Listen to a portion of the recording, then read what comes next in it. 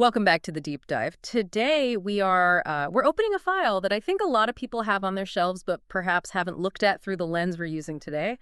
We are looking at the opening of Surah al-Baqarah, verses 1 and 2. But, and this is a massive but, we are not approaching this in the way you might expect. Right. Usually when we talk about scripture or, ancient texts, there is a tendency to put on what I call the mystical glasses. You know the drill.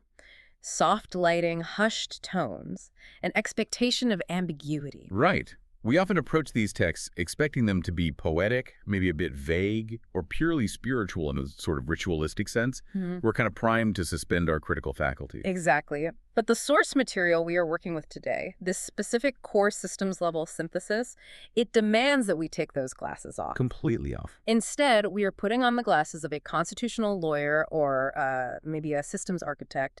We are looking at this text not as a sermon, but as a code of law, a binding, finalized framework. That is the fundamental pivot of this entire discussion.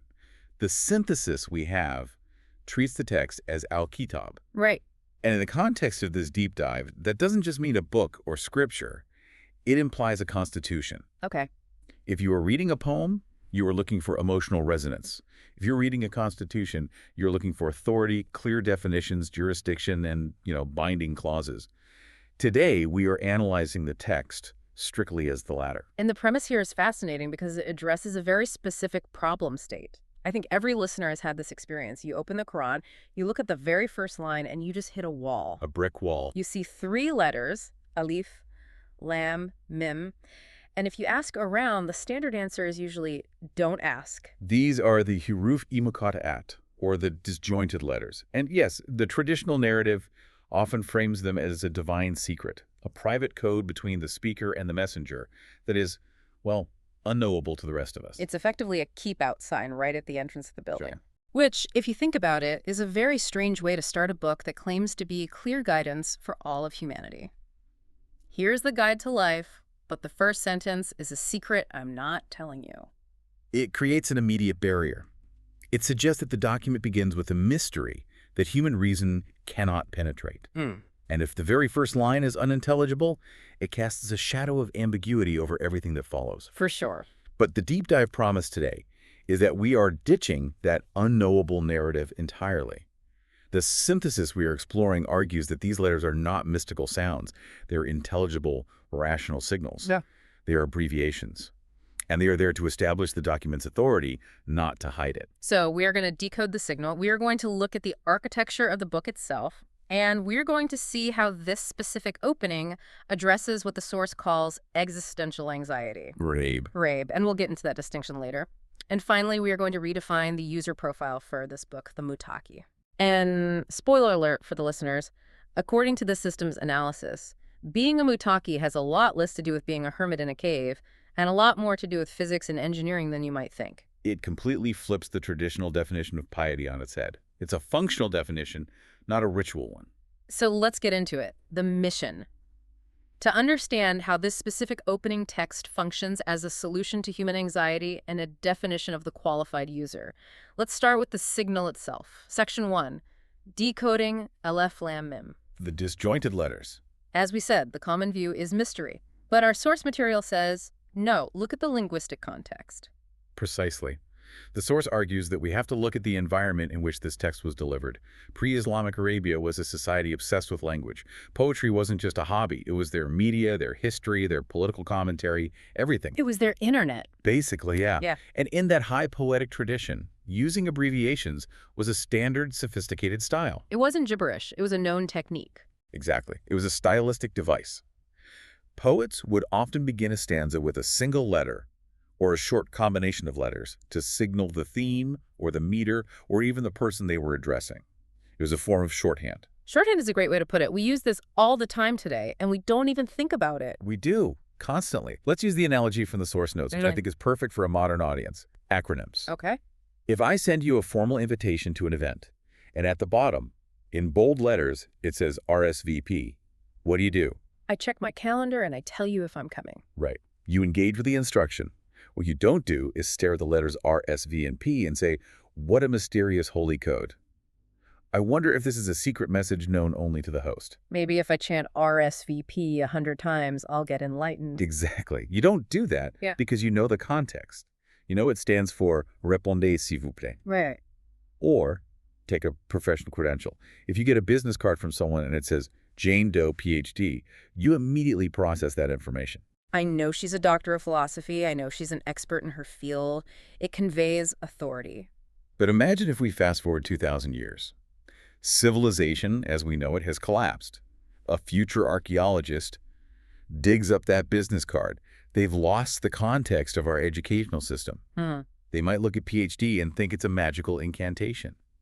The ancients believed this Jane Doe possessed the power of the PhD. Because they lost the key to the abbreviation. They lost the context. Right. But to us, in the here and now, it's not a mystery. It's a credential. It conveys authority. The source material argues that the Quranic audience understood this style perfectly. When they heard Alif Lam Mim, they didn't hear random noise. They heard an abbreviation. Okay, so if it's an abbreviation, a credential, what is it explicitly short for? We have 3 letters. Alif Lam Mim. So the synthesis provided in our stack is very specific here. These letters are establishing the identity and the authority of the author. The author of the text. Yes. So Alif stands for Allah. Lam stands for Alim, the all-knowing. And Mim stands for Hakim, the all-wise. So it's a sentence. It's not just random letters. It's a synthesized introductory statement. If you were to write it out in full, Alif Lam Mim decodes to something like, this is the mandate, or the book, from Allah, the all-knowing and all-wise. That completely shifts the entire tone of the opening. It goes from a do not enter sign to a check my credentials sign. It's an epistemic claim. That's the technical term the source uses. Right. Before you read a single law, before you get a single instruction, the text is establishing its right to instruct you. Okay. It's saying the content you are about to receive comes from a source that possesses absolute knowledge, Alim, and absolute wisdom, Hakim. Which is logically necessary if you are proposing a constitution for humanity. Of course. If I'm going to follow a law that tells me how to organize my economy, my family, my whole society, I need to know the lawmaker understands the system deeply. Exactly. If I hand you a manual on how to repair a jet engine, you want to know it was written by the lead engineer, not a random passerby? Right. Alif Lam Mim is the signature of the lead engineer. It asserts that the laws following this opening are based on total knowledge of the machine, the universe, and the human being, and the wisdom to apply that knowledge correctly. So we've decoded the signal. It's a letterhead from the all-knowing, the all-wise. And immediately following this signature, we get the phrase, Zalikal Kitab. That is the book. And here we enter Section 2, the architecture of authority. The source material emphasizes this specific phrase, Al-Kitab. Why focus so much on the book? It seems like a generic term. It seems generic in English, but in the context of this system-level analysis, Al-Kitab is a very heavy, very specific term. Right. It implies a finalized code of law, or Zabta-i-Qanun. The Arabic root KTB has a connotation of writing, yes, but also of stitching together, binding, and organizing. It denotes something that is structured and complete. It implies a finished product, not a draft, not a work in progress. Correct. And this brings us to a direct conflict with what the source calls historical hearsay, or afane. There is a very common narrative in historical tradition that the Quran was a scattered collection of loose items during the Prophet's lifetime. You know, verses written on palm leaves, shoulder blades of camels, flat stones, just whatever was lying around. I've heard that. And that it was only compiled and stitched together into a book structure by a committee years after he passed away. The idea that it was a work in progress that got organized later. Yes. The core systems level synthesis we are looking at rejects that narrative entirely. And it rejects it based on the internal testimony of the text itself. What the text says about itself. Precisely. The text says right here in verse 2, this is the book. It doesn't say these are the scattered notes or these are some important revelations. It calls itself Al-Kitab, the book. That's a strong point. If the text defines itself as a book, a kitab, it implies the compilation happened then and there under the supervision of the one delivering it. The argument is about the nature of authority. You cannot have a binding constitution if the pages are flying around in the wind. The authority is intrinsic to its compiled form. Makes sense. The source argues that if this is a system of law, the system must have been arranged, organized, and bound as a complete entity under divine protection during the Prophet's lifetime. It makes sense from a systems perspective. You can't run a country on a constitution that is still in the draft folder with pages being debated. Exactly. Al-Kitab implies structural integrity. It implies that the order of the verses, the placement of the chapters, the architecture of the document is intentional and finalized. It's not a random anthology, it's a design system. So we have the author, Alif Lam Mim, claiming total knowledge. We have the format, Al-Kitab, claiming structural completeness. Now we get to the value proposition. The why. The why. Why should I, the listener, care about this book? The text says, La rayba fi. In it, there is no doubt. This brings us to Section 3, the cure for existential anxiety, and we need to be very precise with our linguistics here. The English translation doubt doesn't quite capture the Arabic word rayb. We usually think of doubt as an intellectual thing. You know, I doubt it's going to rain today, or I doubt that statistic is accurate. And that is what the Arabic language calls shock. Shock is intellectual doubt. It's a mental weighing of probabilities. Is it A or B? I'm 50-50. And actually, shock is a healthy part of the scientific process. You need shock to test a hypothesis. But the text doesn't say no shack. It says no rabe. Correct. Rabe is not intellectual. It is psychological. Yeah. Rabe is anxiety. It is mental friction. It is that inner agitation or existential fear. The source material describes it as a psychological knot. A knot. Yeah, it's that deep, unsettling feeling of unrest when you don't know where you stand in reality. Can we get an analogy to make this concrete? I think we all know the feeling of anxiety, but distinguishing it from simple doubt is really important here. The source uses a brilliant analogy, the dark room. Let's hear it. Imagine you walk into a room that is pitch black. You can't see a thing.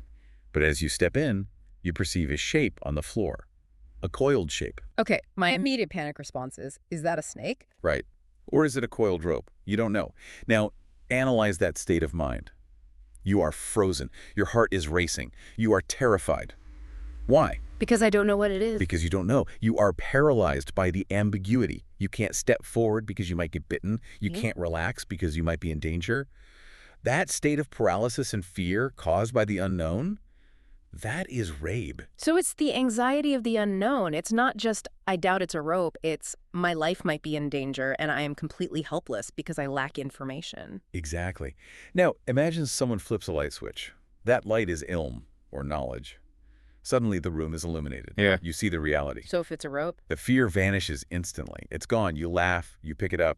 You might even use it for something. The rabe is resolved. And if it's a snake? This is the critical part. Yeah. If it's a snake, the anxiety of the unknown still vanishes. You no longer have rabe. Now you have yakin certainty. You have a clear problem to solve. You can kill it, you can trap it, or you can run away. But the paralysis is gone. You are no longer freezing in the dark. You are acting in the light, based on firm knowledge. I see. So the problem isn't the snake itself. The problem is the darkness. The problem is the lack of information that leads to that paralyzing anxiety. Precisely. The source argues that the Quran claims to be that light. When it says la rayba fi, it is saying there is no source of existential anxiety in this code. It is designed to turn the lights on. And if we apply that to life, I mean, most human anxiety comes from living in that dark room. Why am I here? What is the purpose of my life? What happens when I die? Is there a real right and wrong? That is living in the dark room with a coiled shape. We spend our lives guessing. The text calls it Zan conjecture. I think life is about making money. I think it's about pleasure. But we don't know. That underlying friction, that's rabe. This code claims to replace conjecture, Zan, with verified reality. So the purpose of the book is to provide existential certainty. It's a psychological prescription to remove the friction from the human mind so we can actually function. It's to untie the knot. You cannot function efficiently if you are terrified of the dark. The book says, here's the map, here's the light, now move. That is a fascinating shift. It moves the text from being a book of rituals to a tool for mental clarity. A functional tool. But as we move to Section 4, the text drops a condition. It says, this is Huda guidance, but not for everyone. No, it is exclusive. It has a target user. It says, Huda lil el mutakin, guidance for the mutakin. Now, traditionally, mutakin is translated as the God-fearing or the pious. And the mental image that conjures up is usually someone very withdrawn, someone who prays all day, maybe lives in a monastery, stays away from the corrupt world. The hermit model. That's what the source calls it. Yeah, the hermit model. Yeah. But the systems analysis we have here completely rejects that definition. It argues that the traditional translation of taqwa as piety or abstinence is linguistically and functionally incomplete. and in some contexts, just plain wrong. So let's redefine it. What does taqwa actually mean in this framework? The root is WQY, and it implies self-preservation, guarding the self or security. It's about protection. Protection. The classic Arab analogy used to explain this concept is of a traveler walking through a path full of thorny bushes. Okay, visualization time. I'm walking through a dense thicket of thorns. If you're wearing loose, flowing robes, you don't just barrel through the bushes blindly. If you do, what happens? I'd get snagged, torn up. Right. You get torn to shreds. So what do? You gather your robes close to your body. You become hypervigilant. You watch every step. You navigate with precision to keep yourself intact. I see. That state of active vigilance, that gathering of the self to prevent damage, is taqwa. So it's not about hiding from the world. It's about navigating the world safely. It's active, not passive. It's about not getting torn apart by the environment. It is a dynamic state of defensive driving through life. And this leads to the most radical part of the synthesis, the 3 stages of taqwa. This was the part of the notes that really surprised me. Because the first stage, well, it sounds more like a university curriculum than a religious requirement. It does. The first stage of taqwa, according to this synthesis, is the conquest of nature, kasker-i-kainat. The conquest of nature, meaning science, technology. Yes, the source is very explicit here. Remember, taqwa means self-preservation or safety. Now ask yourself, how can a human being be safe, Mehfooz, if they are at the mercy of the elements? Well, you can't be. If I don't understand agriculture, I starve. If I don't understand medicine, I die of infection. If I don't understand physics, a storm destroys my home. Exactly. If you don't understand energy, you freeze in the winter. The Force argues that you cannot claim to be a mutaki one who preserves the self if you are ignorant of the physical laws of the universe. So a society that ignores science Cannot be mutaki. This is a huge claim. The source argues that a scientist studying the stars, or an engineer harnessing electricity, or a doctor developing a vaccine is actually standing on the first rung of the ladder of taqwa. Wow. They are fulfilling the mandate to conquer the physical world to ensure the survival of the community. That completely flips the script. Usually we see science and religion as these opposing forces. Here, the expert is saying you can't even start being religious in the Quranic sense until you've mastered the physical world. Because if you haven't mastered the physical world, you are weak, you are dependent, you are not preserved. A monk praying in a cave who relies on others for food, warmth, and protection has skipped the first step. So he's outsourced his taqwa. He is not mutaki in the full sense because he hasn't secured his survival against the forces of nature. That is provocative. It suggests that the lab coat is a vestment of taqwa. In a manner of speaking, yes. So stage 1 is science and power. You have to survive the physical world. What's stage 2? Stage 2 is moral navigation.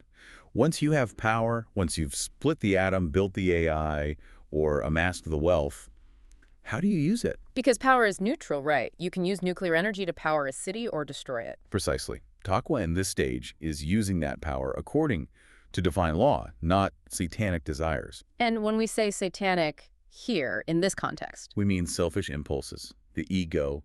The source paints a visual. You are walking through life, the thorny path. Yeah. A thought comes into your head, I should use this power to exploit people, or I should hoard this wealth.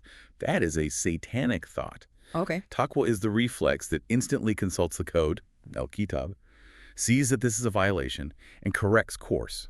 It's the active steering. So it's the steering mechanism for the power you've acquired. Science provides the engine, the power. Taqwa provides the steering wheel, the guidance. Without the engine, you aren't going anywhere. You're static. Without the steering wheel, you crash. And so many modern societies have a massive engine, huge tech, huge power, but a broken or non-existent steering wheel. And many traditionally religious societies often have a steering wheel, lots of moral talk, but no engine. They're sitting in a parked car, polishing the steering wheel. The mutaki combines both.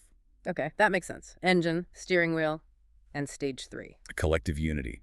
The source is adamant about this. Taqwa is inherently collective. You cannot be a mutaki in isolation. Why not? Can't I be a good person on my own, minding my own business? You can be a good person in a limited sense, but you cannot implement the code of law. A legal system requires a society. A constitution requires a state. Right. And here's a strong point from the notes. Sectarianism, tafraka, is equated with shirk, polytheism. Wow. That's the nuclear option in theology. Shirk is the one unforgivable sin. It is. The synthesis argues that if you divide the community into sects, Sunni, Shia, this group, that group, you are breaking the self of the community. You are no longer preserved. You are fragmented and weak. So any division is a form of self-harm. The source says a mosque built on sectarianism, one that exists to divide believers from other believers, is illegitimate. It's not a house of taqwa. It's a house of division. So, to summarize the profile, to be a candidate for this guidance, the profile is incredibly demanding. You need to be actively conquering nature through science, morally steering that power with ethics, and doing it all in a strictly unified, anti-sectarian collective. That is the profile of the Muttaqi. And the text says, this book is guidance for that person. If you aren't doing those things, the book won't work for you. It remains a closed file, just words on a page. Which brings us to our last section, section 5, the mechanics of belief. The text mentions those who believe or have iman, and again, we run into a translation problem. A huge one. Iman is usually translated as faith. Right. And in English, faith carries a specific cultural baggage. It often implies belief without evidence, or believing in the unseen despite what your eyes tell you. Just have faith, it's a leap of faith, that kind of thing. The source we're using categorically rejects that definition. Yeah. It says iman is rational conviction. It is not the opposite of reason. It is the result of reason. So you don't just close your eyes and believe because you're told to. No. That is called blind faith. And the source uses a very harsh analogy for blind faith. The sheep. The sheep analogy, I remember this one from the notes. It says that following ancestors or traditions blindly is like cattle following a shepherd's call. The cattle hear the noise, hey, move. But they don't understand the words, they just react to the sound. The source says this is the opposite of iman. So if you're just doing what your parents did because that's our tradition or that's what we do in our culture, you're saying that's not iman. That's heritage. That's cultural inertia. That is not iman. Iman requires a conscious, intellectual verification process. The formula given in the synthesis is reason leads to evidence, evidence leads to insight, basira, and insight leads to conviction, iman. You have to run the numbers yourself. You have to check the data, examine the evidence. You have to verify. And this leads to a fascinating prerequisite. The source argues you cannot have iman until you first commit kufr. Kufr means disbelief. So you have to disbelieve in order to believe. That sounds like a paradox. It does, but it's not. You must commit kufr and taghut. Taghut refers to false authorities, tyrants, or crucially superstitions and ancestral biases. You have to wipe the slate clean. Exactly. You have to disbelieve in all the false idols of your mind, the traditions, the societal pressures, the what will people say before you can write the divine law on your mind. You can't write a new law on a blackboard that's already full of scribble. I love that. It makes disbelief a positive, necessary step in the process. It's the rebellion against the status quo that precedes the acceptance of the truth. It's intellectual emancipation. Now, to tie all this together, iman, taqwa, and huda, the source uses the railway timetable analogy. And this, to me, is the perfect summary of the system. Okay, walk us through it. The railway timetable. Imagine the Quran, or this book, is a railway timetable. Now imagine a man sitting in his living room. He picks up the timetable, he reads it beautifully, he has a lovely voice. He chants the departure times, the 4.15 to London, the 5.30 to Paris. He kisses the book out of respect, he wraps it in silk. Okay. But he never leaves his house. He just sits there chanting the schedule. Exactly. Is that timetable guiding him? No, of course not. It's just a book he's holding. It has no function for him. Guidance, or huda, is conditional on movement. A timetable is only a guide for someone who intends to travel. If you are static, if you aren't trying to move forward in life, conquer nature, or build a society, the Quran is useless to you. It's just text. So the Muttaqi is the traveler, the one with intent to move. Yes. The Muttaqi is the one who says, I need to get to a destination. Now, where does iman fit in? Iman is the verification. Before you board the train, you look at the timetable. You ask, is this current? Is it accurate? Is the publisher reliable? You check their credentials. You don't just hop on a random train because your grandpa did. You verify the schedule for yourself. You verify. That intellectual process of checking the validity of the timetable is iman. Once you are convinced it is accurate, you have iman. And then acting on it, boarding the train, following the schedule to stay safe and on time, that is taqwa. That makes it so incredibly practical. It strips away all the mystical fog. It's a tool for navigation. You verify the map, Iman, you travel the path, Taqwa, and the book is your guide, Huda. And it connects back to that idea of am, or safety. The root of iman comes from amn, which means peace and safety. The camel analogy. I liked this one. Right. The Arabs used the term nakat on a moon for a trustworthy camel. A camel you know won't buck you off, won't fall in a hole, won't get lost in the desert. You have faith in that camel. You have conviction in that camel because you have verified its strength and reliability. Iman is that level of reliance on the law. You are existentially safe because you are riding a vehicle that you know works. That brings us full circle to the dark room. If you have the light, which is the knowledge in the book, and you have the verification, which is Iman, and you are actively moving and protecting yourself, which is Taqwa, you don't have anxiety or raib. The system is closed. It works. The psychological knot is untied. So let's synthesize this system update we've just unpacked. We've covered a lot of ground, but the logic flows in a very specific, very clear chain. 1, authority. The code is credentialed by the all-knowing Alif Lam Mem. It's not a mystery, it's a signature. Right. 2, format. It is a bound, finalized constitution, Al-Kitab, implying structural integrity from the start. Yes. 3, benefit. It cures existential anxiety by providing certainty, la raiba. It turns on the lights in the dark room. Unties the knot. 4, user profile. It is designed for the mutakin, those actively conquering nature with science, steering with morality, and maintaining unity. The traveler, not the person sitting at home. And 5, access key. It requires rational conviction, Iman, not blind faith. You must verify the timetable before you ride. It is a logical chain. And if you miss one link, the system fails. If you have the book but no science, no Taqwa stage 1, you fail. You are weak and vulnerable. Right. If you have science but no morality, no Taqwa stage 2, you crash. You become a danger to yourself and others. If you have blind faith but no reason, you aren't a believer. You're just a follower, a sheep. It's a demanding system. It puts the responsibility squarely on the human being to think, to act, and to verify. It doesn't allow for any passive consumption. Which is why it starts with no doubt or no anxiety. It's offering you a deal.